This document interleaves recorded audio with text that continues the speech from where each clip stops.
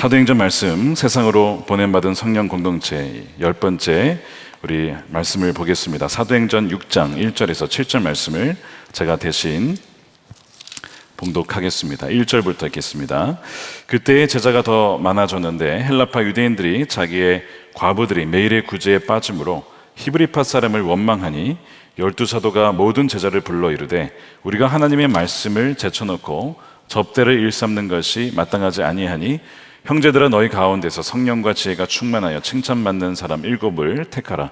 우리가 이 일을 그들에게 맡기고 우리는 오로지 기도하는 일과 말씀 사역에 힘쓰리라 하니 온 무리가 이 말을 기뻐하여 믿음과 성령에 충만한 사람 스데반과 또 빌립과 부르고로와 니가노르와 디몬과 바메나와 유대교에 입교했던 안디옥 사람 니골라를 택하여 사도들 앞에 세우니 사도들이 기도하고 그들에게 안수하니라. 하나님의 말씀이 점점 왕성하여 예루살렘에 있는 제자의 수가 더 심히 많아지고 허다한 제사장의 무리도 이 도에 복종하니라.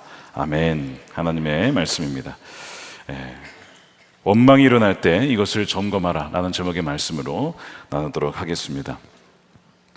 어떤 교회든지 완벽한 교회는 없습니다. 다 단점이 있고 또 약점이 있기 마련이죠. 교회는 연약한 사람들이 모인 곳이기 때문에 그래요. 또 거듭난 사람도 있지만 거듭나지 않은 사람도 있고요. 또한 교회는 성령을 따라 사는 사람도 있지만 여전히 육신을 따라 사는 사람들도 있기 때문에 여러분 교회는 완전하지는 않습니다. 성령의 지식과 지혜가 부어지기도 하지만 여전히 인간의 무지와 한계가 있는 것이 교회이죠. 그러나 교회는 예수님의 몸된 곳이고 또한 예수님께서 성령으로 함께 계셔서 생명력이 있는 곳이 바로 교회입니다. 우리가 사도행전을 통해서 우리가 그것을 지금 보고 있는 것이죠. 하나님께서 아브라함에게 너는 복의 근원이다 라고 했습니다. 여러분 그게 무슨 의미인지 아시겠습니까? 하나님이 너와 함께 할 것이다. 더불어서 이 복이라고 하는 것은 결국 생명력입니다. 그래서 하나님께서 생육하고 번성하라, 이 복이라는 거예요. 그래서 복이 있는 사람에게는 죽어가던 영혼들이 살아나게 되어지는 은혜가 있게 된다는 것이죠. 그것은 그 사람 때문이 아니라 그 사람 안에 있는 예수님, 그 안에 있는 바로 성령님 때문에 그런 것이죠. 바로 여러분들 안에 바로 주님이 계시기 때문에 여러분들은 복이 있는 사람들인 줄로 믿으시길 축복합니다. 그래서 이 복이 있기 때문에 생명력이 흘러가게 되는 거예요. 그래서 이 교회를 마귀가 그렇게 싫어하는 겁니다. 바로 이 교회를 통해서 죽어가던 사람이 살아나고 가정이 회복이 되어지고 공동체가 회복이 되어지고 심지어 나라가 살아나기 때문에 마귀가 이 교회를 정말 온갖 마귀의 관계로 괴계를 통해서 무너뜨리려고 하는 거예요. 자, 지금까지 살펴본 바에 의하면 마귀가 교회를 공격하는 두 가지 주된 방식이 있었습니다. 첫 번째 방식은 물리적인 핍박과 박해입니다. 여러분 교회 못 가게 하시는 분들이 혹시 계십니까? 여러분 가정에서 혹은 주변에서 교회를 못 가도록 여러분들이 힘들게 하신 그런 것이 바로 물리적인 핍박과 박해죠. 그러니까 사탄이 사도들을 감옥에 가두고 매질을 하고 예수 그리스도의 이름으로 복음을 전하는 것을 못하게 막았단 말입니다. 이것이 가장 대표적으로 사탄이 공격하는 방식이에요. 북한, 중국, 중동에도 여전히 이런 방식으로 사탄이 공격을 하고 있습니다. 두 번째 방식은 우리가 이미 살펴보았는데 위선과 탐욕이라는 방식입니다. 아나니아 삽비라 아내, 바로 이 위선, 즉 그렇지 않은데 그런 것처럼 보이게 만들어서 사람들로 하여금 종교적인 명예심을 갖도록 하는 이런 마음으로 침투하게 했던 것이죠. 그래서 물질적인 탐욕과 종교적인 탐욕을 갖게 함으로써 내적으로 썩어 문드러지게 만드는 것이 이 마귀의 공격인 것이죠. 그래서 교회는 외부의 공격보다 사실 내적인 공격이 더 취약한 경우가 많습니다. 외부에서 핍박을 하면 오히려 교회든 성도든 더 믿음이 강해집니다.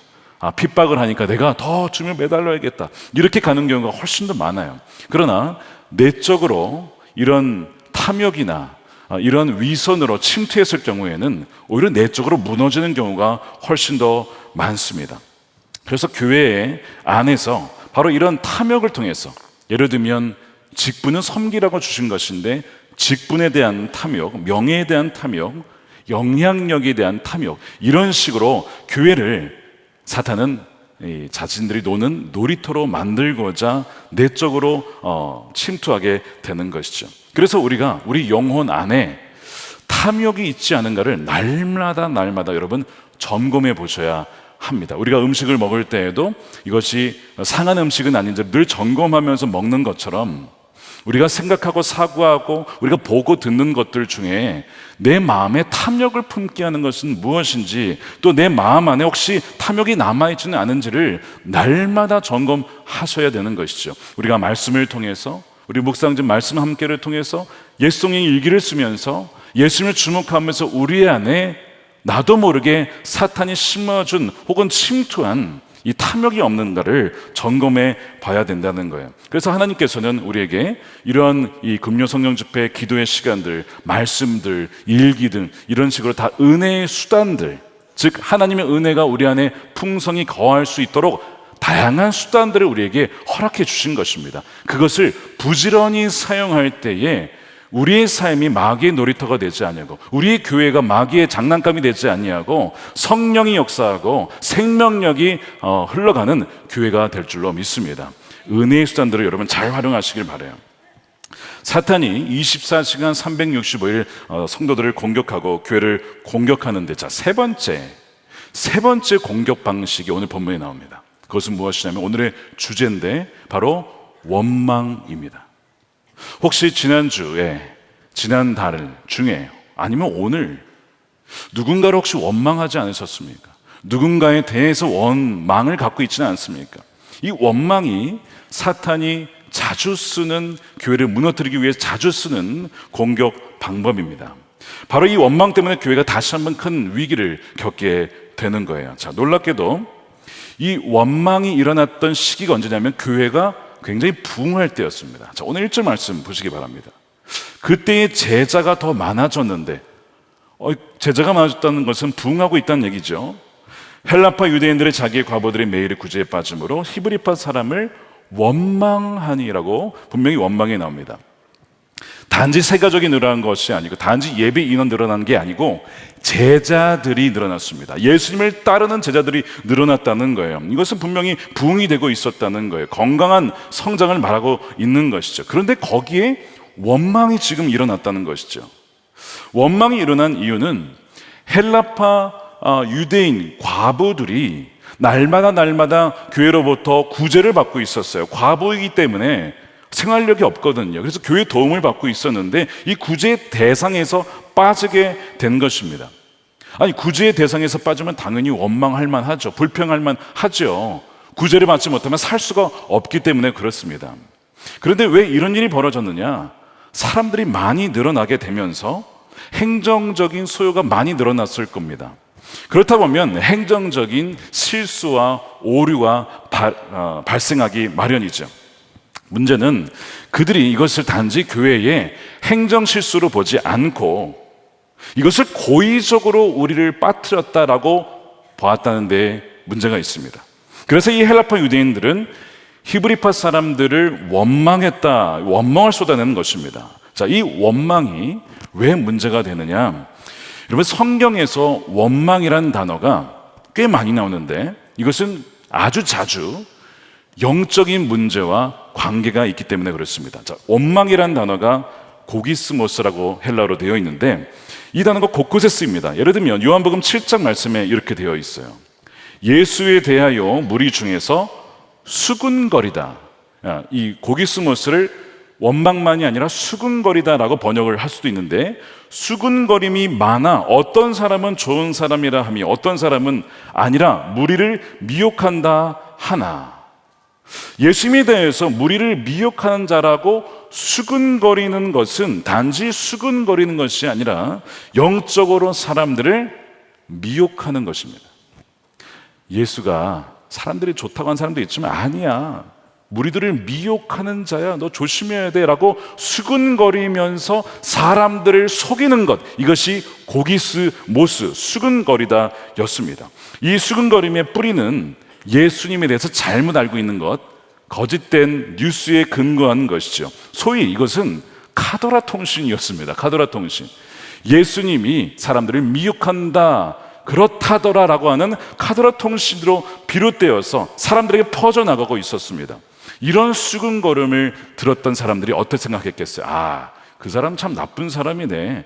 야, 이거 정말 큰일 나겠다. 듣지 마. 이런 식으로 사람들이 메시지를 듣지 못하도록 하지 않겠습니까? 그러니까 여러분, 어떤 이야기를 카더라 통신을 들었을 때에 이런 분별을 잘 하셔야 돼요. 이것이 정말 진리인지 아니면 이것이 속이는 것인지, 그래서 사람들을 미혹하는 것인지, 여러분 이걸 분별할 수 있어야 합니다. 분별력이 약한 사람들은 영적 아이와 같아서 무슨 얘기를 하면 진짜 그래? 속기 마련이에요.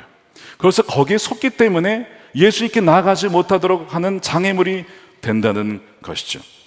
그래서 이 수근거림은 바로 사람들이 예수님을 믿지 못하게 만드는 악한 영향을 미쳤다는 점에서 참 위험한 것입니다.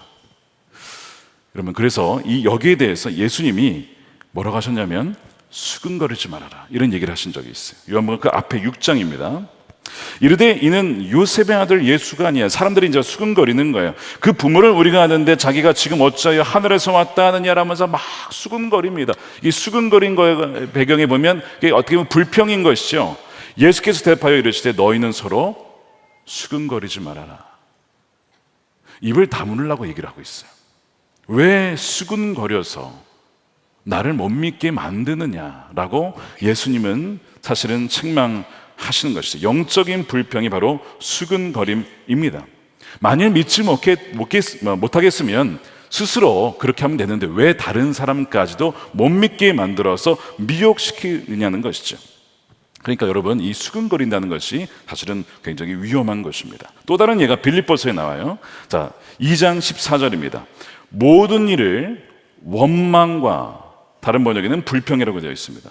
원망과 시비가 없이 하라. 이는 너희가 흠이 없고 순전하여서 어그러지고 거스르는 세대 가운데 하나님의 흠없는 자녀로 세상에서 그들 가운데 빛들로 나타내며, 사도 바울이 빌립보 교회 안에 유드계와 순두계 집사님의 분열과 싸움을 들었어요.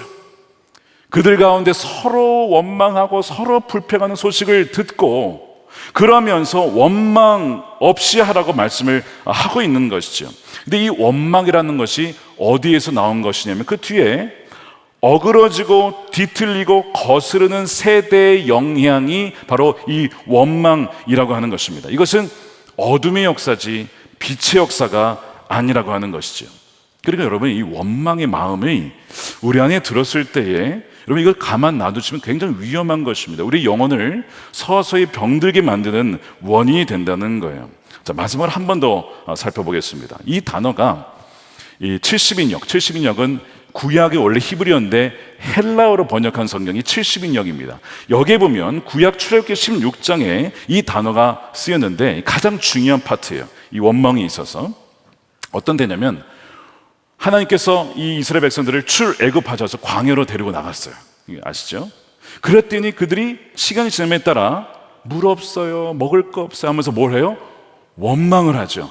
그 원망이 고기스못으로 쓰인 것입니다. 자, 출애굽기 16장 2절 보세요. 이스라엘 자손 온 회중이 그 광야에서 모세와 아론을 원망을 합니다. 누구에게요? 모세와 아론에게 원망을 했어요. 그들이 지도자니까. 왜 우리를 데리고 나왔냐 이겁니다. 근데 8절에 보니까 모세가 또 이르되 여호와께서 저녁에는 너에게 고기를 주었다. 고기를 줬다 이거예요. 아침에는 떡으로 배불리셨다. 만나를 주신 것이죠. 이는 여호와께서 자기를 향하여 너희가 원망하는 그 말을 들었기 때문에 그래 너희가 힘들지 해서 이 만나도 주시고 고기도 주었는데 계속 원망이 끊이지 않는 겁니다. 우리가 누구냐? 너희의 원망은 결국 우리를 향한 게 아니라 누구를 향한 거예요? 여호와를 향하여 함이로다. 여러분, 누군가를 향한 원망, 여러분 그것이 남편입니까? 아내입니까? 어떤 지도자입니까? 원망이 사람에게 하는 것인데 긍정적으로 그것이 왜 하나님께느냐? 그 상황을 허락하신 하나님께 대한 원망이 된다는 거예요. 뒤집어서 말하면 출애굽에서 데려 나온 분이 궁극적으로 하나님이신데 하나님을 못 믿겠다는 거거든요. 하나님 왜 우리 데리고 나왔습니까? 우리 잘 살고 있었는데 그 애굽에서 비록 노예이긴 했지만 그래도 사는 데는 문제가 없었는데 왜 굳이 우리를 끄집어 데리고 나와서 이 광야에서 고생을 시키십니까? 도대체 하나님의 계획은 무엇입니까? 우리가 정말 가나안에 갈 수 있는 것입니까? 라고 하면서 모세와 아론에게 원망을 했지만 실은 하나님에 대하여서 원망을 하는 것이었습니다. 그것은 그들이 하나님에 대한 전적으로 오해하는 것이었고, 더 나아가서 하나님의 능력과 하나님의 목적과 계획에 대해서 불신앙을 품은 것이었습니다. 못 믿겠다는 거예요. 하나님, 우리의 지금 현실을 보라 이거예요. 현실을 보면 하나님 정말 우리가 불평하는 게 마땅하지 않습니까? 이런 식으로 원망을 한 것, 이것이 고기스 모스였습니다. 사도 바울이 이 사건을 곰곰이 묵상을 했어요. 출애굽기 사건, 이 원망의 사건을 묵상하다가 고린도 전서에, 고린도 교회에 보내는 편지에 그 출애굽기 16장 내용을 고스란히 인용을 해서 다시 들려줍니다. 왜냐하면 이것이 과거의 일이 아니라 지금 고린도 교회에서 벌어지는 일이기 때문에 그것을 연결시켜 설명을 하고 있어요. 자, 고린도서 10장 10절이에요. 그들 가운데 어떤 사람들이 원망하다가, 이스라엘 백성을 말하는 거예요. 원망을 하다가 멸망시키는 자에게 멸망하였나니. 뭐 하다가 멸망당했다고요? 원망하다가. 너희는 그들과 같이 원망하지 말아라. 그들에게 일어난 이런 일은 본보기가 되고 또한 말세를 만난 우리를 깨우치기 위하여 기록이 되어서 지금 오늘날 우리에게도 전해졌습니다. 왜요? 우리도 원망할 때가 많이 있거든요. 사람에 대해서, 지도자에 대해서 원망할 때가 많아요. 왜 이렇게 했냐 이거죠. 이를 왜 이런 식으로 처리합니까? 왜 저런 사람이 세워져서 그럽니까? 이런 식의 원망이 궁극적으로는 그것이 하나님 향한 원망이 될 수 있기 때문에 이것은 영적으로 굉장히 위험한 것이라는 거예요. 멸망당할 수 있는 원인이 된다는 거예요. 그래서 너희는 그들과 같이 원망해서는 안 됩니다. 고린도 교회 성도님들이 원망하지 마십시오. 왜 하나님을 신뢰하지 못합니까? 왜 남편을 원망하고, 왜 자녀를 원망하고, 누구를 원망합니까? 왜 하나님을 신실하신 분이신데 그분을 믿지 못한 채 원망하십니까? 그러다가 멸망당할 수 있습니다. 너무나 애절한 마음으로 사도 바울이 지금 편지를 보내고 있는 거예요. 그러니까 여러분들 지금 마음 가운데 누군가를 향한 원망이 있다면 여러분 그냥 넘어가서는 안 된다는 거예요. 이것이 우리 영혼을, 관계를, 가정을, 교회를, 공동체를, 나라를 무너뜨릴 수 있는 심각한 일이기 때문에 그렇습니다. 그래서 우리가 지난 한 주간 원망의 마음이 있다면 하나님께 이 시간을 기도해야 돼요. 사실은 하나님, 저희 안에 사실은 원망이 있었습니다. 한탄한 마음이 있었습니다. 이걸 해결하지 못했습니다. 하나님, 그러나 오늘 말씀해 보니까 이것이 결국에는 나를 죽이는 것이고 공동체를 죽이는 것을 깨닫게 되었습니다. 범죄한 나의 입술을 용서해 주시고 하나님을 향한 소망과 믿음으로 변화되게 해달라고. 여러분 오늘 저녁에 이따 말씀 끝나고 꼭 기도하시길 바라요. 여러분 원망은 정말 무서운 것입니다. 우리 영혼의 암세포와 같은 거예요. 자, 그렇다면 왜 헬라파 유대인들이 원망을 하게 되었는가를 좀 봐야 되는데, 무엇인가 그들에게 억울한 일이 일어났기 때문에 그래요. 여러분 억울하면 원망이 일어납니다. 억울하면, 누군가에 대해서 억울한 마음이 들면 그것 때문에 원한이 되고 원망이 품게 되어지는 거예요. 당시 공동체 안에 잠재적인 어떤 갈등의 요소가 있었어요. 바로 무엇이냐면 히브리파 유대인들과 헬라파 유대인들이 공존을 하고 있었습니다. 이들의 주된 차이는 언어였어요. 그렇지만 더 나아가서 문화와 사고방식의 차이가 있었습니다. 자, 이 히브리파 유대인들은 유대 지역에 살았던 사람들이죠. 그러면서 아람어를 쓰는 사람들이었습니다. 당시 히브리어는 잘 쓰이지 않고 예수님도 아람어를 쓰셨어요. 아람어를 쓰는 사람들인데 복음을 듣고 회심한 사람들을 바로 히브리파 유대인이라고 부르는 것이죠. 반면 헬라파 유대인들은 유대 바깥쪽에 흩어져 살고 있다가, 지중해 연안 살고 있다가 예루살렘으로 돌아온 디아스포라 유대인인데 이들의 언어는 헬라어였습니다. 그래서 헬라어로 진행되는 예배, 회당에 참여한 유대인들이었죠. 자, 과거에 이 헬라파 유대인들에게 유대인이었을 때 그 회당에서 이 과부를 도와줘야 되니까 먹을 것이 계속 공급이 되었어요. 그러다가 예수님을 믿은 거예요, 이들이. 예수님을 믿으면서 그 유대 공동체에서 이들이 나오게 되었죠. 나오게 되었으니까 누가 책임을 져야 돼요? 교회가 책임을 져야 되는 겁니다. 그래서 교회가 매일 구제를 할 수 있도록 그들에게 공급을 해 주었는데 무슨 일이 발생한 거예요? 명단에서 헬라파 사람들이, 과부들이 빠지게 된 것입니다. 하루아침에 중단이 된 거예요. 그러니까 아까 출애굽해서 광야로 나와서 먹을 것이 없어서 불평하고 원망했던 사람들의 상황과 유대교에 잘 있다가 예수님 믿는 것 때문에 유대 공동체에 나와서 하루아침에 먹을 것이 없는 상황인데 그 교회에서도 마저도 구제에서 빠지게 되었으니 상황이 너무 비슷한 거예요. 그래서 이 광야에 있던 사람들이 원망한 것처럼 이 헬라파 유대인 과부들도 바로 원망을 하게 되는데, 누구를 원망하냐면 바로 이 유대파 유대인들, 그러니까 바로 유대언어를 쓰는 유대인들에 대해서 원망을 하게 되는 것이죠. 너희들이 의도적으로, 히브리파 너희들이 의도적으로 우리를 배제한 거 아니냐, 이렇게 생각을 하게 된 것입니다.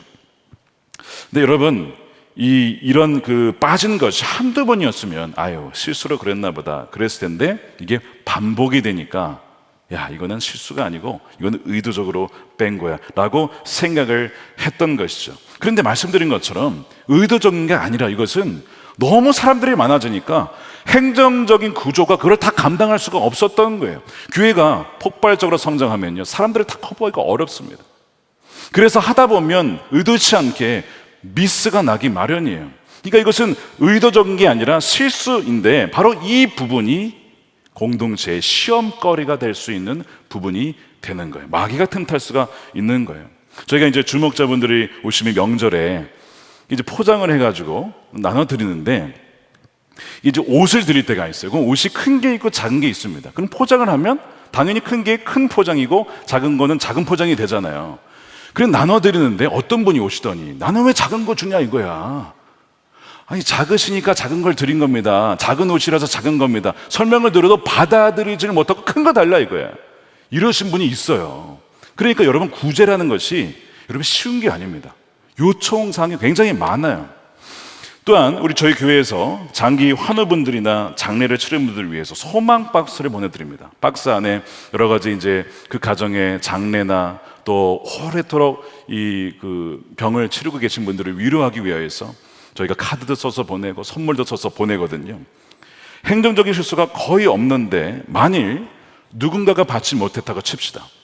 최근에 누가 돌아가셨는데 받지 못한 거예요. 교회에서 못 보낸 거예요. 그런 일은 제가 듣기로는 없는데 있을 수도 있겠죠. 근데 그렇게 됐을 경우에 시험 들 수가 있는 거예요. 왜 우리는 보내주지 않느냐, 우리는 가족이 아닌가, 이런 식으로 시험이 들 수 있는 것이고, 사실 교회가 크고 교구가 크다 보면 수백 수천 명 섬기다 보면 이런 일이 발생하곤 합니다. 그러나 의도한 게 아니잖아요. 하지만 이 의도치 않은 것이라 할지라도 시험거리가 되는 이유가 바로 마귀는 이 틈을 노린다는 데 있습니다. 그래서 이런 오해가 없도록 행정을 잘 해야 되죠. 저는 행정을 이렇게 정의를 해요. 행정은 사랑을 조직하는 것이다. 소수라도 누락되거나 제외되지 않도록 사랑이 제대로 흘러갈 수 있도록 그 사랑을 조직하는 것이 행정입니다. 그래서 행정하시는 분들에게 종종 이 메시지를 전해드려요. 행정은 단지 사무가 아니고 사랑을 흘려보낼 수 있도록 사랑을 조직하는 것이 굉장히 중요한 것입니다. 사탄이 틈새를 놓치지 않고 허점만 발견하면 들어와요. 어떻게 들어오냐면 여러분, 생각을 통해서 들어옵니다. 무슨 얘기를 하냐면, 왜 자꾸 헬라파 유대인들만 빠지겠어? 히브리파에서 의도적으로 뺀 거야. 이런 생각을 집어넣는 거야. 히브리파 사람들이 자기네 사람들만 챙겨준 것이 분명해 라는 생각. 말로는 히브리파 헬라파는 없다라고 하지만, 한 몸 공동체라고 하지만 다 거짓말이야, 이런 식의 생각을 누가 심어줘요? 마귀가 심어줍니다.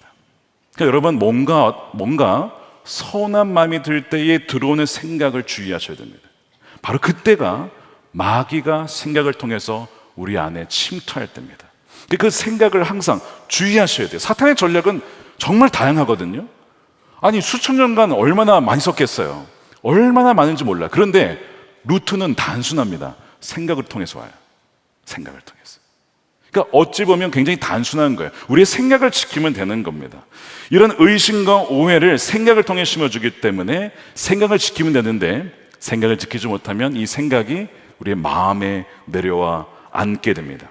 마음에 이르면 미운 감정, 서운한 감정, 원망의 감정이 뿌리를 내리고 그것이 그 영혼을 장악을 하기 시작합니다. 그래서 결국 이 헬라파 유대인들이 히브리파 사람들을 원망을 하게 되는 것이죠. 그래서 무릇 지킬 만한 것보다 무엇을 지키라고요? 우리의 마음을 지키라고. 우리의 생명의 근원이 여기서 나기 때문에 그렇습니다. 서운한 감정, 원망의 감정이 우리의 영혼을 지배하지 않도록, 왜 내 마음이 이러지? 이러면 점검해 보시라는 거예요. 이 헬라파 사람들이 구제에서 빠진 것은 이 급성장에 따른 성장통이었습니다. 의도적으로 배제한 것이 아니었지만 마귀는 계속 거짓 뉴스를 퍼뜨리기 시작합니다. 의도적으로 히브리파 사람들이 헬라파를 배제시켰다라는 이 가짜 뉴스를 마귀가 계속 보내게 되는 것이죠. 그래서 팩트를 왜곡시키고 또한 서운하게 만드는 데의 원조가 바로 이 마귀인 것입니다. 이단들이 기성교회를 무너뜨릴 때 하는 전략이 뭔지 아십니까? 기성교회를 무너뜨릴 때 쓰는 전략이 거짓 뉴스를 바탕으로 하는 원망과 불평 전략입니다. 교회에 어떠한 실수나 또한 설교자의 설교 내용이나 어떤 공동체의 어떤 사람의 문제를 가지고 비판하고 원망을 하면 사람들을 하여금 불평을 갖게 만들어서 무리를 짓게 만듭니다. 그리고 그들을 데리고 나오는 거예요. 이것이 마귀의 전략입니다. 이단들의 전략이에요. 사실 저희 교회도 얼마든지 이런 시험에 노출될 수도 있는 때가 있었습니다. 그런 적은 없지만 제가 알기로는 어떤 경우가 있었냐면, 선한목자교회의 전신이 믿음의 집입니다. 믿음의 집 교회. 자, 그러면 마귀가 틈탈 수 있는 것이 뭐였냐면 믿음의 집파 비믿음의 집파 나눠가지고, 이 사람은 믿음의 집 출신이니까 이 사람은 아니니까, 이런 식으로 마귀가 부추길 수도 있는 그런 위험의 시기가 있었어요. 지금은 없죠, 그런 게. 우린 다 그냥 한 몸이고 다 선한목자교회고 다 주님의 교회죠. 근데 마귀는 꼭 그런 식으로 너는 누구파, 저 사람은 누구파, 이런 식으로 나뉘게 만드는 것이 바로 마귀의 전략인 것입니다. 예수님께서 학연, 출신, 고향 따지지 않으셨어요.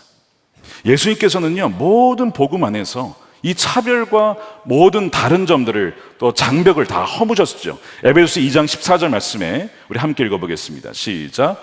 그는 우리의 화평이신지라 둘로 하나를 만드사 원수된 것 곧 중간에 막힌 담을 자기 육체로 허시고, 갈라디아서 3장 28절, 너희는 유대인이나 헬라인이나 종이나 자유인이나 남자나 여자나 다 그리스도 예수 안에서 하나이니라. 예수님은 갈라졌던 것을 다 하나 되게 하신 분이에요. 그러니까 예수님의 사람은 어떤 사람이에요? 하나 되게 하는 사람이에요.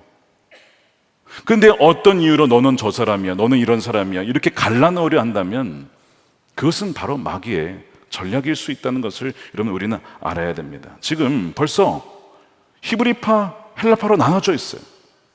예수님을 다 허물었는데 벌써 지금 파가 갈려져 있어요. 그리고 원망을 하고 있습니다. 교회에 엄청난 위기가 찾아오는 것이죠. 여러분, 완벽한 교회가 없어요. 벌써 초대교회 때 이런 문제가 있잖아요. 완벽한 교회는 없는데 교회가 세상과 다른 점이 있습니다. 교회 안에는 갈등이 없다는 게 아니에요. 교회 안에도 갈등이 있어요. 그러나 교회와 세상이 다른 것은 이런 갈등과 분쟁을 해결할 수 있는 십자가라고 하는 도구가 이미 주어져 있습니다. 십자가는요, 바로 예수님께서 그 담을 다 허무셨잖아요. 십자가에서 이제는 우리가 죄인이다, 우리가 정말 우리와 같은 죄인이 없다라는 것을 깨닫고, 우리가 죽고 이제는 예수로 살기 때문에 그 모든 죄악들도 품고 용서할 수 있는 수단이 주어진 거예요. 그것이 교회와 세상의 차이점입니다. 그래서 예수 그리스도의 십자가를 정말 믿고 그 안에 죽고 사는 사람들은 이 담을요 허무는 사람들이 되는 거예요. 자, 이 위기와 갈등을 사도들이 어떻게 해결을 하느냐, 두 가지인데 첫 번째를 보겠습니다. 첫 번째 해결책은 말씀과 기도라는 우선순위를 회복함에 시작을 합니다. 자, 2절 말씀을 보겠습니다. 12 사도가 모든 제자를 불러 이르되 우리가 하나님의 말씀을 제쳐놓고 접대를 일삼는 것이 마땅하지 아니하니. 자, 여러분 이 말씀을 가만 보시면 좀 이상한 점이 있어요. 우리 같았으면, 아니 저 같았으면 이 담당자 누구십니까? 누가 왜 이런 실수를 하신 겁니까? 책임자를 물었을 것 같아요. 보통 우리가 그렇게 하죠. 아니 구제를 하는데 지금 헬라파 과부가 빠졌대요. 한두 번이 아니에요. 그러면 왜 이런 일이 벌어졌는지를 가서 담당자가 누구신지, 왜 빠졌는지를 알아볼 거 아니에요. 이게 보통 일반적인 문제 해결 방식인데 지금은 사도들은 그렇게 하지 않는 거예요. 어떻게 시작을 하냐면 우리가로 시작합니다. 12 사도들이 우리에게 책임이 있다라고 얘기를 합니다. 우리의 책임이 무엇인지를 먼저 생각하고 모든 책임이 우선적으로 이 사도들, 우리에게 있다라고 보는 거, 이것이 굉장히 놀라운 점입니다. 사도들은 헬라파 과부들이 빠진 것이 행정 실수이기 이전에 우리가 하나님의 말씀을 이것을 제쳐놓고 접대를, 봉사를 일삼은 것이 문제였다라고 진단을 합니다. 우리가 하나님의 말씀을 연구하고 묵상하고 또한 예수는 그리스도라고 선포하는 일을 제껴놓고 다른 일을 더 중히 여긴 것, 이것이 문제였어요. 이것이 우선순위의 문제거든요. 우리가 그런 실수를 했다는 거, 우리가 그런 문제를 범했다는 거 인정을 하고 있는 것입니다. 자, 그러면 질문은요, 지금 이 사도들이 말씀을 제쳐놓고 살아간 것과 헬라파 과부들이 구제에서 빠진 것과 무슨 상관이 있냐 이거예요. 아니 지금 일손을 도운 거 아니에요. 사도들이 말씀을 제쳐놓고 자기들의 인력을 다 동원해서 지금 구제를 도운 건데, 말씀을 제껴놓은 것과 헬라파 과부들이 빠진 것이 도대체 무슨 상관이냐 이것이.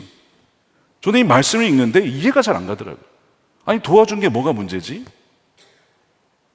여러분 그게 아니에요. 지금 사도들이 본 것은 행정적인 실수는 고치는 거 어려운 게 아니라는 거예요. 뭐 사람 더 늘리고 구조 좀 바꾸면 고칠 수 있는 거예요. 그거는 큰 어려운 문제가 아닌데, 이들이 본 문제가 무엇이냐면 헬라파 과부들이 자신들이 구제에 빠졌다고 해서 단지 예를 들어서 저희가 빠졌는데요 라고 말하지 않고 이것을 원망했다는 데 문제가 있는 거죠. 원망했다는 데 큰 문제라고 본 거예요. 우리 여러분 교회 신앙생활 하시다 보면 섭섭이가 마음에 들어올 때가 있어요? 다 있으시네요. 섭섭이가 문득문득 찾아올 때가 있단 말이에요. 우리 마음속에. 그 섭섭이가 들어와요. 오늘 찾아와. 문을 똑똑똑 마음문을 두드려. 누구세요? 섭섭이. 들어와. 들어오면 이 섭섭이가요, 마음속에 들어와서 우리가 탁 품잖아요.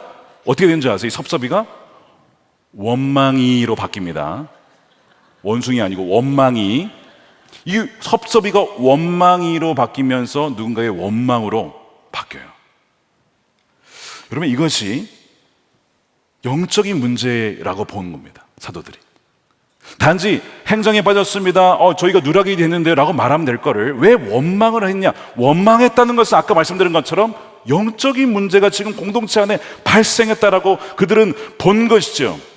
사실 말씀드린 것처럼 말씀과 기도로 은혜로 충만하면요, 구제에서 많이 빠지거나 행정실수가 교회에서 발생하면 이렇게 넘어갈 수 있어요. 집사님 이번에 제가 구제에서 빠졌는데 한번 확인해 주세요, 이렇게 물어볼 수 있죠. 그러면 죄송해요, 지난번에 엑셀 작업해서 다 업데이트해서 넘겼는데 이 인수인계 과정에서 뭔가 누락이 됐나 봐요. 그렇죠. 괜찮아요. 챙겨야 할 사람이 얼마나 많은데 뭐 저까지 챙기시나요? 괜찮습니다. 넘어가는 거예요. 은혜가 충만하면 그냥 넘어가는데 뭐가 없는 거예요? 그 안에 지금 은혜가 없고 원망이 지금 자라나고 있는 거예요. 이 말씀과 기도로 충만하면요, 섭섭이가 문을 딱딱 들여다가 누구세요? 섭섭이. 잘 가. 이게 보내는데 이렇게 보내질 못하고 받아들여서 그 섭섭이를 또 키워가지고 원망이로 이렇게 크게 자라게 가지고 하면요, 이거는 뭔가 지금 영적인 문제가 공동체 안에 있다라고 하는 것을 누가 간파한 거예요? 사도들이 간파한 겁니다. 여러분 괜히 사도가 아닙니다. 통찰력이 있는 거, 통찰력이. 이거는 단지 행정 실수 혹은 그냥 행정을 어떻게 고쳐야 될 문제가 아니라 뭔가 공동체가 영적으로 병들어가고 있다는 것을 딱 간파하고 또 그 배후에 누가 있어요? 사탄이 있다는 것을 사도들은 보게 된 것이죠. 자, 그래서 가만 보면요, 이런 부부간에 이제 갈라서려고 하는 가정을 가만 지켜보면요, 서로에 대한 원망이 있습니다. 원한이 있어요. 여러분, 처음부터 원한이 들어왔을까요? 원망이 들어왔을까요? 아닙니다. 분명히 처음에 왔을 때는 뭘로 왔어요? 섭섭이로 찾아온 겁니다. 그러다 그것이 원망으로 자란 거고, 여러분, 원망이 자라게 되면요, 사람을 죽일 만큼 싫어집니다. 같이 있기도 싫고 말하기도 싫어지는 거예요. 아니, 왜 이렇게 변했을까요? 처음엔 그렇지 않았다는 거예요. 그 섭섭이를 품은 것이 시작이에요. 부부간의 문제가 그렇게 발전이 돼요. 여러분, 부부는 그렇지만 이것이 교회 안에 가면요, 교회 안에 성도와 성도 간에, 목회자와 성도 간에 이런 식으로 발전하잖아요. 그 공동체가 갈라지는 겁니다. 사도들이 본 것이 바로 그거예요. 왜 원망을 했을까? 이들은요, 자신들에게 책임이 있다고 본 거예요. 원망이. 왜 자신들에게 책임이 있느냐? 아까 말씀드렸어요. 말씀과 기도로, 은혜로 충만하면요, 섭섭에 왔다가 도망가요. 괜찮아요, 이렇게 하거든요. 근데 지금 그게 없이 원망이 지금 자랐다는 것은 궁극적으로 책임이 누구에 있냐면 우리가 말씀을 제껴놓은 결과다. 이건 우리가 말씀 앞에 먼저 서지 않고 말씀을 묵상하여 그 말씀을 살아내고 그 말씀을 선포하여 성도들이 그 말씀을 먹고 자라서 사탄의 시험과 유혹과 섭세가 찾아와도 능히 이겨낼 수 있도록 키우지 못하고 자라게 하지 못한 근극적인 책임이 우리 사도들에게 있다. 우리에게 있다. 말씀을 적혀놓은 결과다는 것이죠. 이것이 사도들의 진단이었던 것입니다. 그 사도들이 바빴어요, 지금 사실. 너무 사람이 많고 도와줄 사람이 많으니까 말씀 볼 시간도 없었던 것 같아. 그러니까 이걸 제껴놓고 도와주러 간 거예요. 사랑하는 마음에. 사랑해서 도와주러 갔는데 궁극적으로 말씀을 제껴놓은 것은 공동체를 허약하게 만든 결과를 가져온 것이죠. 제가 참 좋아하는 말이라 할까? 잊지 않는 말이 하나 있어요.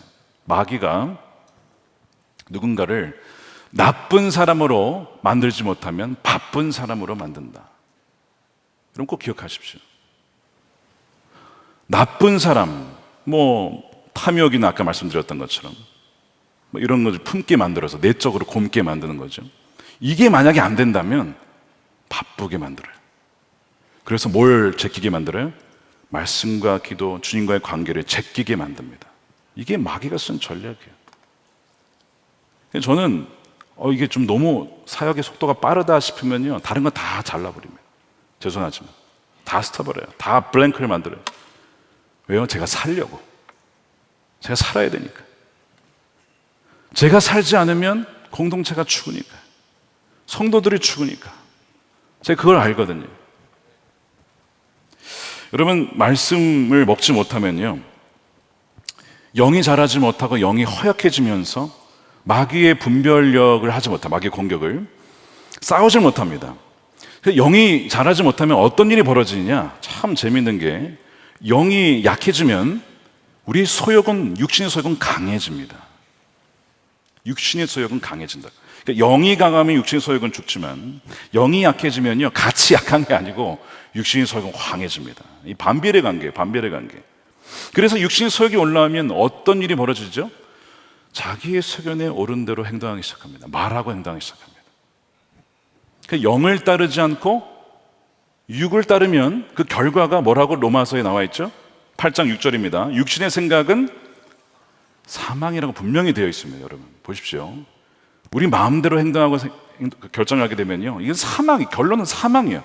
근데 영의 생각, 성령을 따라가면요, 생명과 평안이라고 분명히 말씀드렸는데, 그럼 왜 우리의 평안이 없느냐? 우리가 지금 육신을 따라 살고 있다는 얘기예요.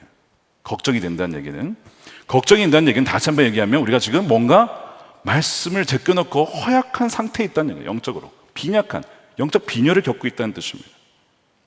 사도들이 말씀을 제쳐놓은 결과 말씀이 흉년이 공동체에 찾아왔고 은혜가 메말라갖고 생명력이 사라지자 서로에 대한 원망과 불평이 퍼지게 된 것입니다. 이것을 진단했다는 것이 저는 너무 놀라워요. 사실 괜히 사도가 아니구나. 공동체의 문제를 단지 표면적으로만 본 것이 아니라 그 문제의 본질을 꿰뚫는 거예요. 저 여러분들에게 이런 통찰력이 있게 되기를 축복합니다. 통찰력 너무 중요한 것이죠. 교회뿐만 아니라 뭐 기업도 마찬가지 아닙니까? 조직도 마찬가지 아닙니까? 문제가 있는데 이게 아니라 진짜 문제가 무엇이냐 볼 수 있어야 되잖아요. 사도들이 지금 그거를 본 거예요. 말씀이 지금 사라졌다. 우리가 제껴놨구나 말씀을. 여러분 말씀이 왕성해지면 생명력과 성령의 평안이 공동체에 퍼지게 되면서 성령의 열매가 맺혀나기 시작하죠. 그래서 뭐예요? 사랑하고 오래 참고 온유하고 자비하고 원망이 자라려다가 틈이 나지 않는 거예요. 여러분 잔디 한번 물 주면서 키워보셨습니까? 잔디가 기르기 굉장히 어려워요. 물을 굉장히 많이 줘야 되는데 잔디가 빼곡하게 딱 자라잖아요. 잡초가 들어갈 틈이 없습니다. 근데 잔디가 뭔가 이렇게 듬성듬성 허약해지잖아요. 잡초가 마구마구 들어가서 막 민들레도 자라고 막. 말씀이 왕성해지면요, 이 마귀가 왔다가 틈이 없어. 틈이 튀겨져 나가는 거예요. 그러니까 지금 여러분 이 사도들이 제대로 본 것이죠. 섭섭이 원망이가 지금 피어나고 자라고 있다면 우리가 지금 말씀을 제껴놨구나, 그렇게 알아야 된다는 거예요. 그래서 내가 하나님 말씀 앞에 점검해야 될 것은 내가 말씀을 지금 먹고 있는가? 말씀을 말미암아 내가 순종하고 말씀의 그 능력이 내 안에 역동하고 있느냐? 그 말씀 때문에 내 안에 소망으로 충만하고 말씀 때문에 내가 믿음이 들어와 있느냐? 아니면 염려와 근심과 짜증이 들어가 있느냐? 이건 반드시 연결되어 있다는 것이죠. 제가 섬기던 이민교회에 분열과 원망이 참 많았다 그랬잖아요. 제가 한 분 한 분 들어드리는데 이거 계속 듣다가 이렇게 목회 끝날 것 같더라고요. 불평과 원망이 끝이 없어. 네버엔딩 스토리예요. 네버엔딩. 끝나면 그 다음 주 또 생겨요. 새로운 원망이 또 나와요. 이러다가 목회 끝나겠다 싶어가지고 제가 들어드리는 것도 중요한 목회이지만 가장 중요하게 여긴 것이 뭐겠어요?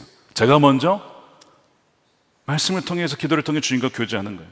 제가 먼저 말씀으로 충만한 것이고 그것을 강단에서 선포함으로 성도님들이 말씀을 먹고 강해질 수 있도록, 그래서 섭섭이가 초반에 왔다가도 물러갈 수 있도록 그렇게 해야겠다 해가지고 제가 올인한 것은 말씀과 기도입니다. 사실 거기에 집중을 한 거예요. 누가 물어봐요, 어떻게 교회가 회복되었습니까? 사실 저는 별로 방법이 없어요. 저는 하나님이 하신 건데. 근데 사실 이런 말씀이 있잖아요. 나는 심었고 아볼로는 물을 주었으되 하나님은 자라게 하셨다. 하나님이 자라게 하시고 회복해 하신 거거든요. 그러면 가만히 있었냐? 그렇지 않아요. 계속 말씀을 심고 또한 기도로 물을 주고 그걸 한 거예요. 계속. 그랬더니 성도님들이 나중에 말씀을 먹고 자라게 되면서 마귀의 그런 섭섭이와 이런 유혹을 이겨내기 시작하면서 교회가 든든하게 회복이 되더라는 것이죠. 그러니까 지금 사실 저에게도 가장 중요한 것이 바로 그거예요. 성도님들에게 가장 잘 준비해서 영양가 있는 요리를 만들어 드리는 것이 저희가 가장 중요한 맡겨진 우선순위이죠. 그러니까 제가 만약에 하다가 이 말씀을 제껴놓고 다른 걸 한다, 이건 위기가 오는 겁니다. 저에게도 위기가 오고 저희 공동체에도 위기가 올 수가 있는 거예요. 사랑하는 여러분, 원망의 마음이 있으십니까? 지금 잘 보세요. 왜 이 원망의 마음이 들었을까? 혹시 오해일 수도 있어요. 말씀드린 것처럼 사실이 아닌 걸 가지고 그럴 거야, 카더라, 그거를 붙잡고 원망을 가진 사람도 있고, 아니면 실제로 부당하게 대우를 받아서 원망의 마음이 들어간 걸 수도 있습니다. 그러나 궁극적으로 이 원망의 마음은 누구에 대한 원망으로 간다고요? 하나님께 대한 원망이기 때문에 여러분 이것은 반드시 해결하셔야 됩니다. 오늘 이 저녁에 하나님 앞에 이 원망을 가지고 가셔서, 하나님, 제가 원망을 품고 많았습니다. 하나님, 이 원망이 믿음으로 말미암아 소망으로 바뀌게 하여 주십시오. 그 은혜가 여러분들이 있기를 축복합니다. 자, 그래서 이 원망에 대한 사도들의 첫 번째 결책은 말씀과 기도의 우선순위를 회복하는 거였어요. 자, 4절 말씀입니다. 우리는 오로지 기도하는 일과 말씀 사역에 힘쓰리라 하나, 이렇게 해가지고 이제 바뀐 것이죠. 말씀과 기도에 힘쓰겠다는 거예요. 자, 여러분, 우리 교회의 영적 원동력이 되는 것이 어디입니까? 이 금요 성령 집회예요. 물론 주일도 마찬가지지만 주일은 아쉬운 것이 1시간 안에 끝내야 되니까 말씀도 짧고 기도 시간도 짧고 너무 아쉬워요. 어떤 분들은 그게 너무 좋대. 뭐 그럴 수도 있어요, 처음에는. 네, 그런데 금요일은 저희가 적어도 2시간에서 3시간이잖아요. 말씀도 충분히 듣고 충분히 기도하고 충분히 찬양할 수 있는, 그러니까 이 금요 성령 집회가 우리 교회의 영적인 어떤 뜨거운 용광로 같은 힘이 되는 곳이죠.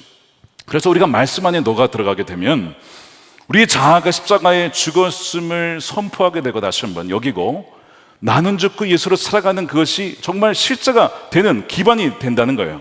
근데 만약에 우리가 이 자아가 죽지 않으면 시퍼렇게 살아서 나는 살고 예수는 죽고 뭐 이렇게 거꾸로 갈 수 있다는 거예요. 정말 순식간입니다, 여러분. 말씀과 기도에서 벗어나면 그렇게 되는 건 순식간이에요. 그래서 사도 바울이 날마다 나는 죽노라라고 고백을 한 거예요.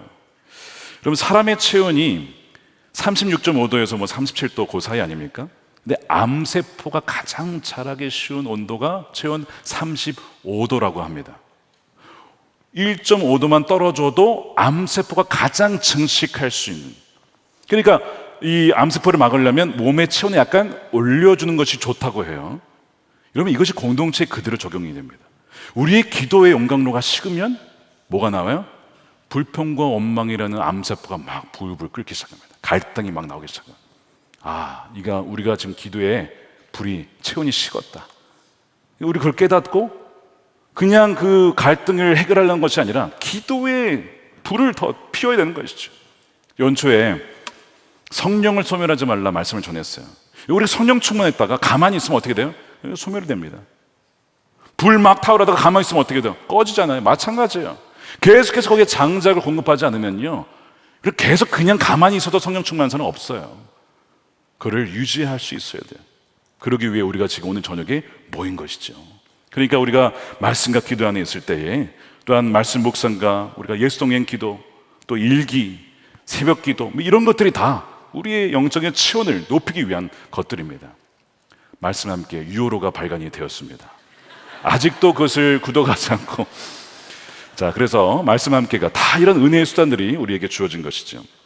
자, 두 번째 결책은 성도들을 사역자들로 세우는 것이었습니다. 사도들은 모든 일을 다 할 수가 없었어요. 사도들은, 그러니까 말씀과 기도에 집중하면서 동시 구제도 하는 것은 이건 사람이 할 수 있는 일이 아니었습니다. 모세도 혼자 다 하려다가 번아웃이 왔어요. 그래서 이 장인 이드로가 너 혼자 왜 다 하냐, 나누어야 된다라고 말하면서 이 문제가 해결이 되는데, 그래서 사도들이 구제를 전담할 수 있는 사람 7사람을 세우고 그들에게 맡기기로 합니다. 그것이 3절이에요. 성자들아, 너희 가운데서 성령과 지혜가 충만하여 칭찬받는 사람 7을 택하라. 우리가 일을 그들에게 맡기고, 여기에 건강한 공동체의 원리가 나와 있어요. 하나님은 저와 여러분들 모든 성도를 사역자로 부르셨다는 겁니다. 자, 사역으로 부르셨어요. 저 놀라운 것은 오늘 본문에 나오는데 사도들의 말씀 사역이 있고 구제 사역이 있습니다. 그렇죠? 구분되고 있잖아요, 지금. 그런데 본문에서 말씀 사역이라고 할 때에 이 단어와 그 다음에 구제라고 하는 이 단어가 놀랍게도 동일한 단어인 거 아십니까?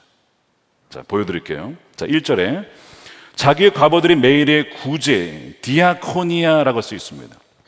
디아코니아, 섬기다 이런 의미를 갖고 있어요. 구제에 빠짐으로 디아코니아인데 4절에 말씀 사역을 디아코니아라고 표시하고 있어요. 이게 무슨 얘기냐면 영적으로 밥을 먹이는, 지금 말씀을 통해서 선포하고 이 밥을 먹이는 이것도 디아코니아고, 실제로 육신의 밥을 차려서 정말 드리는 것도 그것도 디아코니아라는 것입니다. 이 디아코니아의 뜻이 상차리다는 뜻이거든요.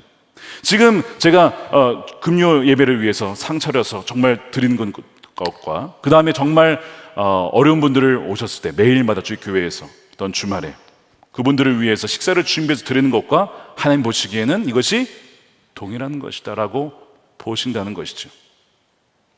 그러니까 여러분, 이게 굉장히 영광스러운 자리에 주님이 추천하신 거예요. 하나님은 성도님들이 전문적으로 신학을 하지 않았어도 구제와 섬김을 통해 디아코니아, 주의 백성들을 섬기는 영광스러운 자리에 초청해 주셨다는 것입니다. 예전에 어느 목사님 고민을 들었어요. 자신은 일을 나누질 못한대. 자기가 다 하신다는 거예요. 일을 잘 하세요. 근데 자신이 다 하니까 이 목사님이 말씀과 기도에 상대적으로 드리지 못하게 되는 거예요. 자, 그러면 그 손해는 누가 보는 겁니까? 담당 그 교구 성도님들이 보시는 거예요. 교구 목사님이 다 하게 했기 때문에, 교구의 지역장님들과 속장님들을 위해서 말씀을 준비하고 먹이고 하는 일에 상대적으로 못 쓰게 되는 거예요. 그럼 그 피해는 누구냐? 결국 교구 성도님들이 다 가는 것입니다. 제가 그랬어요. 목사님이 하신 일들 중에 일부를 성도님께 드리십시오. 저는 마음이 약해서 그걸 못하겠다. 제가 그랬습니다. 왜 마음이 약합니까? 하나님께서는 그 디아코니아도 말씀 사역과 동일한 거로 봐주시고, 성도님들이 하나님의 일을 위해서 섬길 수 있는 특별한 상급을 주신 걸 왜 목사님이 가로막으십니까? 왜 목사님이 다 쥐고 목사님 혼자 다 받으시려고 합니까? 성도님들에게 나눠주십시오. 그것은 성도님들에게 엄청난 복이 될 것입니다. 그렇게 생각해 본 적이 없다는 거예요. 그러면서 그것을 이제 나누기로 그 얘기를 나눈 적이 있어요. 여러분, 하나님께서 우리 모두를 디아코니아 사역자로 부르셨다는 거예요. 말씀 사역만 사역이 아니고 행정과 음식 사역 모두가 사역이고, 또한 우리 일터에서 하는 그 모든 것들이 또한 사역이 된다는 것이죠. 그러니까 둘 중 하나만 택할 것이 아니라 둘 다 놓쳐서는 안 된다는 것이고, 둘 다만 보시기에 귀한 사역이라는 것입니다. 우리 교회에도 우리 간사님들이 계세요. 어떤 분은 행정 사역을 하시죠. 어떤 분은 디자인 사역을 하십니다. 어떤 분은 우리 지금 예배를 위해서 이 온도 조절을 하시면서 기계실에서, 음향에서, 영상에서, 어떤 분이 우리 교회에 미화 섬기시는 간사님들이 계시죠. 어떤 간사님이 그런 얘기를 하셨어요. 저는 하나님의 성전을 맡은 레위인입니다. 맞죠. 하나님의 사역자입니다. 성전을 맡은 레위인으로서 그 사명감을 가지고 하시는 거예요. 주일에 예배 안내하시는 분들이 계십니다. 주차 안내하시는 분들이 계시죠. 교회학교 봉사하시는 분들이 계시죠. 맡은 역할은 다 다르지만 이것이 다 뭐라고요? 디아코니아라고 하나님 보신다는 거예요. 그래서 사도들이 성도들을 이런 사역자를 설 수 있도록 일으키고 있는 거예요. 그 중에서 7명을 리더십의 위치에 세우게 되는데 기준을 3가지로 잡았습니다. 첫 번째, 성령 충만한가? 하나님과의 관계를 묻는 거예요. 성령을 따라 행하는 사람이냐. 두 번째, 지혜로 충만한가? 하나님 말씀을 일생생활에 적용할 수 있는 그 지혜가 있느냐를 본 것이고, 세 번째, 칭찬받는 사람이냐? 그것은 공동체와의 관계를 본 것이죠. 사람들과의 관계, 또한 평판 속에서 그리스도와 그 사랑에 증명된 것을 나타내는 사람이냐, 이런 것들을 점검을 하게 돼. 이 3가지 기준으로 7명을 세우게 되는 거예요. 여러분들은 어떤 분들이십니까? 이 3가지 기준에 맞는 것 같으십니까? 예전에 사무국장님이 세울 때가 있었습니다. 사무국장이면 우리 교회의 전체 행정을 다 관장하시는 분이에요. 어마어마한 일이 많아요. 그러다 보니까 기준이 있었어요. 우리 나름대로 이제 그 교회에 세워진 기준이 있었는데 여러 가지가 있었습니다. 그리고 이제 뭐 이력서에 보면 뭐 어느 학교를 나오셨고 무슨 경험을 하셨고 뭐 스펙이 어떻고 이런 게 좀 있겠죠. 근데 다 제끼고 제가 장로님들께 딱 이거를 여쭈었습니다. 장로님들 이것만 생각해 주시면 좋겠습니다. 이분이 성령 충만하십니까? 이분이 지혜로 충만하신 분입니까? 이분이 정말 사람들로부터 칭찬을 받는 분이십니까? 이 3가지만 꼭 봐주십시오. 그러면 예스면 예스, 아니면 아니요 하십시다. 딱 보니까 장로님들이 다 예스, 만장일치로 세워지게 된 거예요. 세상이었으면 여러 가지 기준이 있었겠지만 성경이 오늘 뭐라고 해요? 이 3가지 기준을 제시하고 있어요. 3가지 기준. 그래서 그렇게 세웠을 때에 7명이 세워지게 되는데, 놀랍게도 이 7명 모두가 어디 출신? 헬라파 출신을 7명 전부를 세운 거예요. 자, 그것이 5절입니다. 이 말을 기뻐하며 믿음과 성령이 충만한 사람 스데반이 먼저 나오죠. 빌립과 브르고로와 니가노르와 디몬과 바메나와 유대교에 입교했던 안디옥 사람 니골라, 7명 전부가 헬라파에서 세워졌어요. 이게 무슨 의미냐면 구제 담당자들이 히브리파라서 헬라파 과부들을 뺐나 보다라고 불안해하신다면 헬라파 분들에게 이 모든 일을 맡기게 했습니다. 그래서 출신이 달라서 배제했다거나 차별을 만나는 말씀이 나오지 않도록 하겠습니다라는 결정인 것이죠. 참으로 지혜로운 결정입니다. 그들의 불안과 염려를 간파하고 담당자들을 다 헬라파로 세웠어요. 불공정성의 의혹을 다 뿌리를 잘라버렸습니다. 그 결과가 무엇이냐면 7절이에요. 자, 7절 말씀을 함께 읽겠습니다. 하나님의 말씀이 점점 왕성하여 예루살렘에 있는 제자의 수가 더 심히 많아지고 허다한 제사장의 무리도 이 도에 복종하니라. 야, 붕괴 위기, 갈등 위기 속에서 그를 극복하니까 어마어마한 폭발력이 증가했어요. 여러분, 여기서 우리가 다시 발견할 수 있는 것이 하나 있습니다. 여러분, 가정이든 여러분들의 기업이든 어떤 갈등과 위기와 문제가 있으십니까? 없을 수가 없어요. 근데 이것이 그 안에 엄청난 잠재력이 숨어져 있다는 거예요. 이것을 해결했을 때, 이것 때문에 무너지면 그냥 끝나는 건데, 이것이 해결이 되면요 폭발적으로 성장하게 된, 지금 두 파로 갈라질 위기 속에서 해결이 되니까 그 정도 비교할 수 없이 더 왕성해지고 더 많아지고, 그 다음에 제사장까지, 그전에는 그런 적이 없었어요. 제사장이 와가지고 거기에 복종한다 이런 게 없었는데, 제사장들도 와가지고 이 도에 복종하는 놀라운 일이 벌어지게 된 것이죠. 그러니까 십자가 안에서 문제는 문제가 아니라 엄청난 잠재력으로 나타나게 되고, 원망이 바뀌어 소망이 되고 축복이 되는 줄을 믿으시길 축복합니다. 그러므로 여러분, 원망이 일어날 때에 이것이 영적인 문제임을 물으셔야 됩니다. 말씀의 기갈, 기도의 부족이 아닌가, 내가 말씀과 기도를 제쳐놓고 있는 것은 아닌가, 하나님보다 다른 것, 사역이나 사람을 더 우선순위에 두지는 않았는가, 내 안에 말씀이 들리고 말씀의 생동력 있게 역사하고 있는가, 내가 순종하고 있는가. 그래서 이 우선순위를 회복하시는 것을 통해서 이 원망을 해결하시는 여러분들이 되시기를 축복합니다. 그래서 이 사도행전의 이 세 번째 위기를 사도들은 이 지혜를 통해서 극복을 하면서 정말 이 유대와 예루살렘 지역에 엄청난 부흥을 보게 되는 것이죠. 사랑하는 여러분, 다시 한번 여러분 점검해 보십시오. 지난 한 주간, 한 달간 내 마음속에 혹시 여전히 남아있는 누군가를 향한 서운한 마음과 원망의 마음이 있다면 그것을 하나님과의 관계 속에서 살펴보시고, 내가 혹시 그것이 말씀에서 제껴졌기 때문에, 제쳐놓았기 때문에 벌어진 것은 아닌가, 내 영혼의 문제는 아닌지를 다시 한번 점검함으로써 오히려 이것이 위기가 변화가 되어서 다시 한번 볼 수 없었던 폭발적인 잠재력이 나타나고 성장하고 변화되어지는 그 놀라운 일들이 여러분들의 가정과 또한 맡겨진 사업과 삶 가운데 나타나게 되기를 우리 주님의 이름으로 축원드립니다. 우리 함께 우리 찬양하고 기도하는 시간 갖도록 하겠습니다. 우리 예전에 참 많이 저희 어렸을 때 불렀던 찬양인데, 먼저 그 나라와 의를 구하라. 우리 가사에 보시면 사람이 떡으로만 살 것이 아니요 하나님 말씀으로, 그리고 구하라 그리하면 주실 것이요 찾으라 찾으면 찾을 것이다. 우리가 말씀을 기억하면서 가사 생각하시면서 찬양하겠습니다.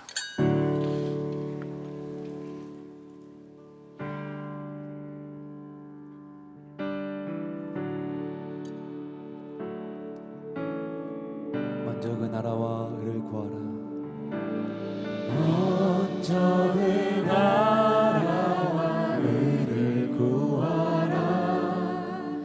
그 나라와 그 일을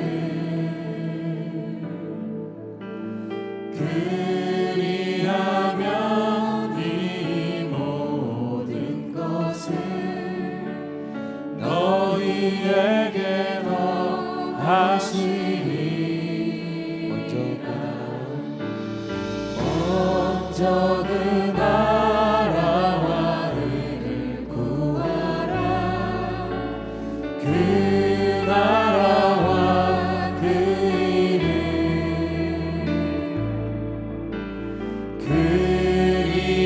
그리하면 이 모든 것을 너희에게 더하시리. 할렐루야.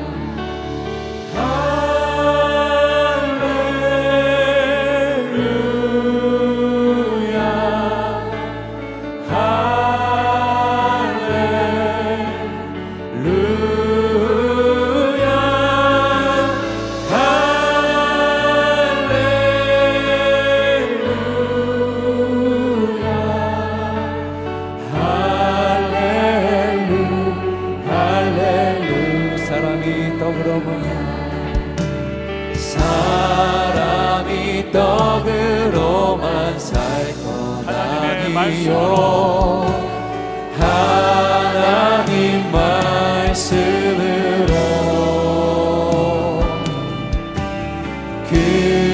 그리하면 이 모든 것을 너희에게 더하시 구하라 그리하면 주실 것이요 구하라 그리하면 주실 것이요 찾으라 찾을 것이요 두드리라 문을 열리라 할렐루야 할렐루 할렐루 손 들고 찬양하며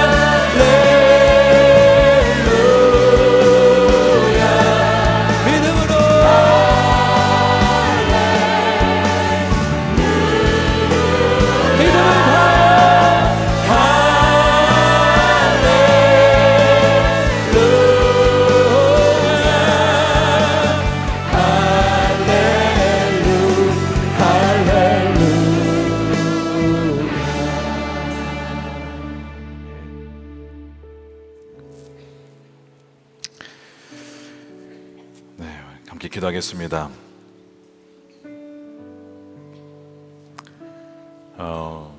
헬라파 과부들의 원망에 대해서 사도들의 첫 반응은 참 놀랄만 했습니다. 어느 누구를 가리켜서 그 사람 책임이었다고 하지 않고 사도들은 우리에게 문제가 있었음을 고백합니다. 먼저 우리에게 책임이 있었다고 고백합니다. 우리가 하나님과의 관계에서 멀어졌다. 우리가 하나님 관계에서 틀어졌기 때문에 이런 일이 벌어진 것이다. 정말 하나님, 우리가 이 사도들과 같은 그런 겸손한 마음과 깨어진 마음과 정말 그 상황 속에서도 이 문제의 원인을 파악할 수 있는 통찰력이 있기를 원합니다. 사실 너 탓, 내 탓, 남의 탓 하기 쉬운 세상이죠. 얼마든지 손가락질하면서 할 수 있는 세상 속에 정말 우리 교회가 해야 될 것은 우리의 문제입니다. 우리가 더 기도하지 못했습니다. 우리가 더 사랑하지 못했습니다. 우리가 더 말씀 가운데 껴있지 못했습니다. 바로 이것이 영적으로 성숙한 아비와 어미의 태도이고 마음인 것입니다. 자녀가 잘못하면 자녀의 잘못을 앞서서 부모의 책임인 것이죠.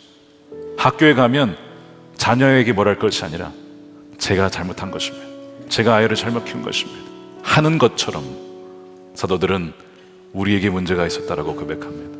이 시간 우리가 함께 기도할 때에 혹시 이것은 누구의 탓, 이것은 저거의 탓, 이것은 남편 탓, 이것은 아내 탓, 혹시 하진 않으셨습니까? 먼저 내가 하나님과의 관계에 문제가 있었음을 고백했던 이 사도들과 같이 주님, 우리가 그런 겸손한 마음으로, 깨어진 마음으로 주 앞에 서게 하여 주시옵소서. 우리가 먼저 하나님과의 관계를 더 친밀한 관계로 회복할 수 있도록 주여 우리를 인도해 달라고 주여 한번 외치고 기도하겠습니다. 주여,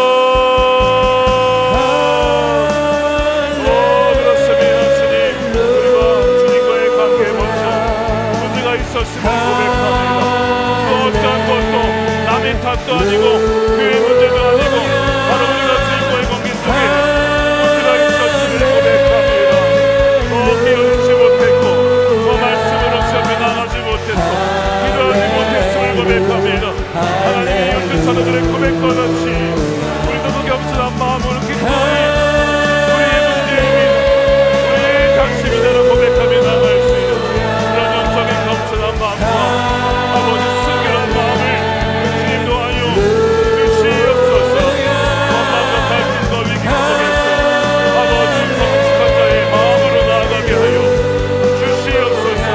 하나님 주여, 사랑하는 교회와 공동체와 가정 가운데 관계 속에서 이런 성숙한 마음으로 되도록 내 하나님 앞에 나갈 수 있는 우리 모든 성도들이 되게 하여 주시고 사역자들이 되게 하여 주시고 목회자들이 되게 하여 주시고 우리 모든 장로님들이 될 수 있도록 주여를 것 가운데 무격한 마음을 드러나여 주시옵소서. 하나님, 우리의 문제입니다.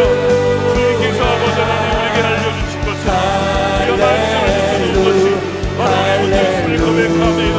주여, 우리 가운데 그 은혜를 깨닫게 하시는 아버지 주님 감사합니다. 원망의 아버지 하나님 그 뿌리에 있어서 바로 우리가 그것을 공급하지 못했음을 고백합니다. 주여, 살려내지 못했음을 고백하며 하나님 우리에게 책임있으며 내 마음을 용서해 주시고 주여 우리를 물속하게 해주시고 말씀 가운데 하나님 우리를 살려주시고 믿음으로 살려주시고 주여 가운데 서게 하여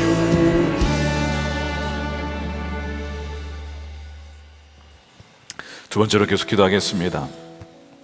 오늘 주제 원망인데 누군가가 혹시 여러분 누군가를 향하여서 원망하는 마음과 불평하는 마음이 있다면 주님께 내려놓으시길 바랍니다. 이것이 결국에는 하나님께 대한 원망으로 나아가기 때문에 그것이 정말 우리 영혼의 치명적인 문제가 될 수 있다는 것입니다. 하나님, 이 시간 우리의 원망이 결국에는 이 상황을 마치 구경만 하고 있는 것 같은 그 하나님께 대한 원망임을, 그것이 바로 불신앙임을, 그것이 하나님이 온전히 신뢰하지 못하는 것임을 깨닫게 하여 주시옵소서. 어떤 상황 속에서도 모든 것을 합력하여 선을 이루시는 하나님이신데 내가 무엇이라고 마치 하나님 보좌에 앉아서 하나님보다 더 많이 아는 것처럼 원망하며 살았는지, 불평하며 살았는지, 누구 탓을 하며 살았는지 주님, 우리의 영혼이 점점 죽어가고 있습니다. 우리의 영혼을 불쌍히 여겨주시고 원망의 죄를 용서하여 주시옵소서. 말씀을 통하여 듣는 자에게 믿음이 있다고 하였사오니 그 믿음이 원망을 바꾸어 소망으로 바뀌게 하여 주시옵시고 감사로 바뀌게 하여 주시옵소서. 우리 주의 마음에 외치고 기도하겠습니다. 주여, 여호와께 돌아가자. 우리 돌아서고 그는 변치 않네. 여호와께 돌아가자. 우리 넘어져도 그 사랑 영원하네. 여호와께 돌아가자. 우리 돌아서도 그는 변치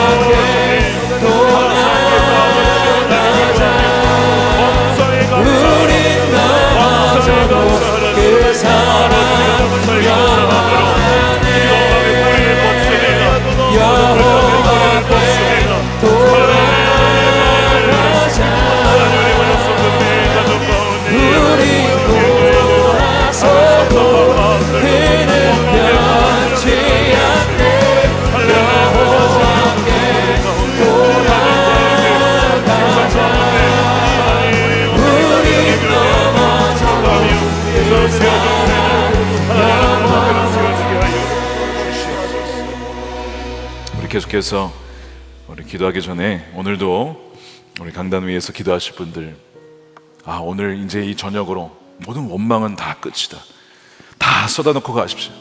다 내려놓고. 시편 기자들도 보면 때로는 하나님께 원망할 때가 있었어요. 그런데 그 원망이 참 그래도 감사한 것은요, 하나님, 이 원망의 마음 하나님께 드립니다 라고 하나님께 내어드리기 때문에 그 원망이 나중에는 소망으로 바뀌게 된 것이죠. 이 시간 여러분 강단에 오셔서 그 원망을 다 쏟으시고, 하나님, 원망을 여기에 다 내려놓으니 그것이 밑거름이 되어서 우리의 가정에 소망이 되게 하시고 우리 자녀들의 소망이 되게 하여 주시옵소서. 우리 그렇게 기도하시면 좋겠고요. 앞에 나오셔서 또 안수 기도 받으실 분들은 나오시면 안수 기도해 드리도록 하겠습니다. 세 번째 기도하겠습니다. 사도들이 우리가 말씀을 제껴 놓았을 때에 일어난 일은 바로 성도들의 영적인 궁핍함이었습니다. 육신의 음식을 주는 것도 너무 중요한 일이었지만, 어떻게 보면 정말 중요한 것은 영혼을 먹일 수 있는 생명의 말씀인데, 우리가 이거를 제껴 놓았더니 말씀의 기갈로 말미암아 서로 원망하는 일이 벌어지고 말았구나. 우리가 영적인 우선순위에 문제가 있었다라는 것을 깨닫게 됩니다.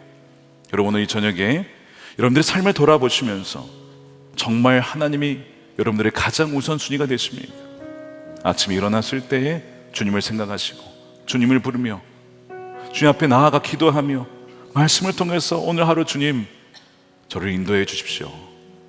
주님, 다윗 여기에 왔습니다. 저를 친히 오늘도 말씀하여 주셔서 이끌어가다 그렇게 하십니까? 아니면 일어나기 바빠서 주님 전에 나오기 전에, 말씀으로 가기 전에 무엇이 그렇게 바쁜지 허둥지둥 하다가 뒤늦게 퇴근할 때, 잠들 때서야 주님이 생각이 나십니까? 어그러졌던 그 우선순위를 회복하십시다. 여러분, 죄라고 하는 것은, 여러분, 죄는 사랑인데 뒤틀린 사랑입니다. 순서가 뒤죽박죽이 된 사랑이 죄입니다. 그러니까 가장 사랑해야 될 주님보다 다른 것을 가장 사랑할 때 그것은 죄가 되는 것이죠. 그러니까 여러분, 주님과의 친밀함을 회복하기 위해서는 이 어그러진 우선순위를 다시 정립하셔야 됩니다. 다시 말씀으로 돌아가고 기도의 자리로 돌아가고 주님과 함께하는 그 시간을 회복하여서, 그럴 때에 우리의 삶이 하나씩 회복이 되어지고 가정도 공동체도 회복이 된다는 것입니다. 하나님, 그 다음에는 여러분들의 배우자입니다. 여러분들의 가족이에요. 일이 아닙니다. 여러분, 사역이 아닙니다. 여러분들의 가족이 그 다음 순위예요.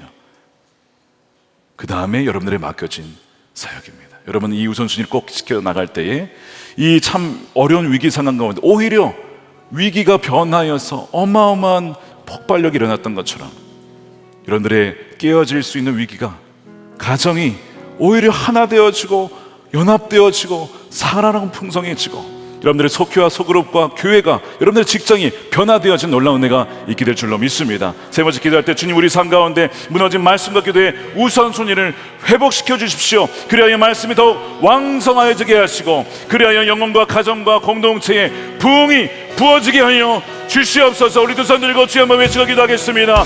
주여.